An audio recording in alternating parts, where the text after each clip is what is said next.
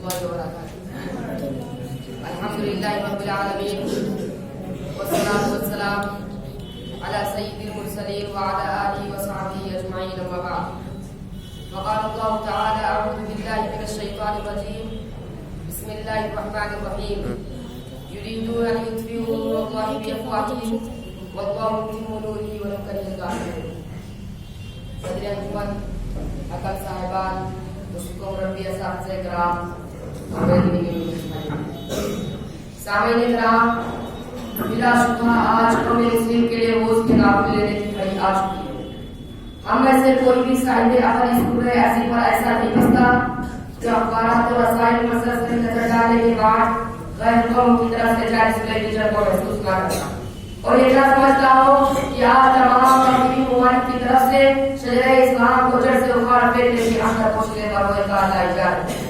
البتہ یہ ایک تاریخی اور مذہبی حقیقت ہے کہ بھلے ہی تمام طرح کی ممکنہ کوششیں اسلام کو نقصان پہنچانے کے لیے دور اثر کر دی جائیں، پھر بھی اسلام کی شمع جس کا مخاطب حقیقی خالق ارض و سما ذات الہی ہے ہرگز نہیں گھس سکتی، جیسا کہ اس کا فرمان ہے: یریدون ان یطفئوا نور اللہ بافواہہم واللہ متم نورہ ولو کرہ الکافرون. اس کی ترجمانی کسی شاعر نے اس طرح کی ہے: نور خدا ہے کفر کی حرکت پہ خندزن، نور خدا ہے کفر کی حرکت پہ خندزن، فونکوں سے چراغ بجھایا نہ جائے گا. سوال پیدا ہوتا ہے امت محمدیہ جو اللہ کی محبوب و پسندیدہ امت ہے، جس کے سر پر خود رب ذوالجلال نے خیر امت کا تاج رکھا ہے، اس کے افراد آج اس طرح ذلت و خاری کی زندگی گزارنے پر مجبور کیوں؟ اس کا جواب یہ ہے کہ ہمارے برے اعمال برے کرتوتوں کا نتیجہ ہے. گویا جب ہم نے قرآن سبق کو بھلا دیا تو وہ تلک الاشیاء نداولها بین الناس آیا کلیہ ثابت ہو گیا.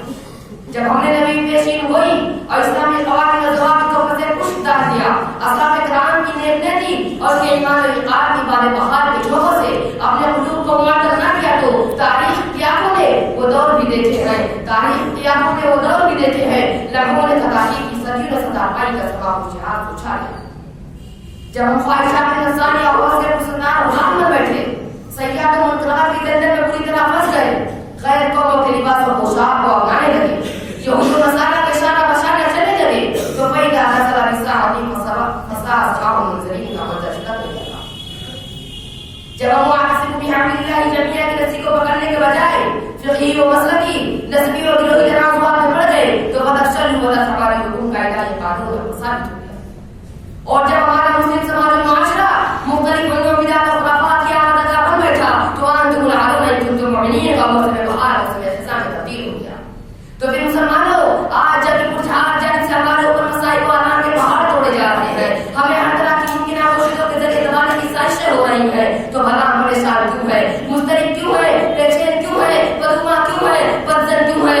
اپنے پیروں کے لیے خود خارج لے تھے ہم نے، اپنے پیروں کے لیے خود خارج لے تھے ہم نے، اب یہ جھکتے ہیں تو شکایت کیا ہے؟ لہذا ضرورت اس بات کی ہے کہ مسلمان خصوصاً نئے نسل کے لوگ اپنی دین حنیف کے لیے میدان عمل میں کھو جائیں، الہی کلمت اللہ اور محبت کی جرائے، المسلم اور مسلم کی تمدید روشن کرے، انسانیت اور درندگی کے مابین تمیز پیدا کرنے والے شمع کو شمع فروزہ میں بدل دے، اپنی تنزلی اور محتاط قریب ترقی کو ابتدا کی پٹی میں سلطانے کی کوشش کرے اور کان لائیں. واخر دعوانا الحمدللہ رب العالمین.